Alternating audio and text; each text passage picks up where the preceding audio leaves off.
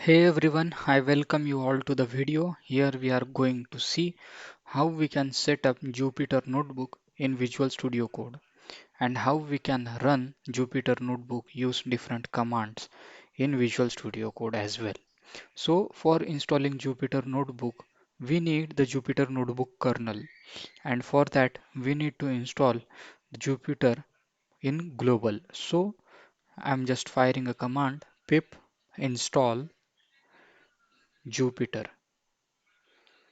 Jupyter and hit enter. So you can see the Jupyter Notebook kernel or the Jupyter package is getting installed in our global environment of Python or main environment of Python. Okay, so it will take some time depending on it. Meanwhile, you can check which extensions are required for installing Jupyter in extensions pack. In previous video, I have already installed the required Jupyter extensions, so you can check the extensions as well. So here I am just going to create a notebook. So let's give the name to our notebook, my notebook dot ipynb.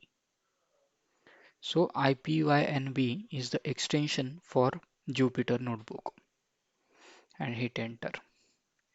So you can see meanwhile the Jupyter Notebook is installed successfully. You can see in the terminal. Okay. So here I think you can see the Jupyter Notebook. So this is the first cell of Jupyter Notebook, and let's see the pip list. Here all the dependencies required for Jupyter are also installed. Let's fire some command and let's try to run Jupyter Notebook cell. So first let's import date time as dt, and by pressing shift enter, here it will ask first time for giving the some permissions to Visual Studio Code to work with the Jupyter terminal or Jupyter's kernel.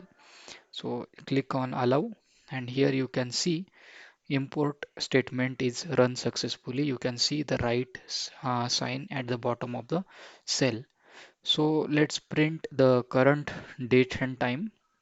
So for that let's use print, and in print dt dot date time dot now, and now is the function for date time. So let's control and shift. Let's shift and enter. You can see this is the current date and time. So in this way we are able to use the Jupyter Notebook in our Visual Studio Code. You can see there are two types of cell. First one is code cell and the second one is markdown cell as well. So let's use some markdown cell. So hit on markdown, and let's add some headings. So I'm using triple hash for h3 kind of heading and just typing this is notebook. Okay, and hit enter. So you can see this is notebook. It is the text. So in this way, the Jupyter Notebook is working in Visual Studio Code. This is all for this video. In the next video, we will come with another interesting topic of Python. If you like this content, then please don't forget to like, share, and subscribe to our channel. We will meet you in the next lecture. Till then, happy coding.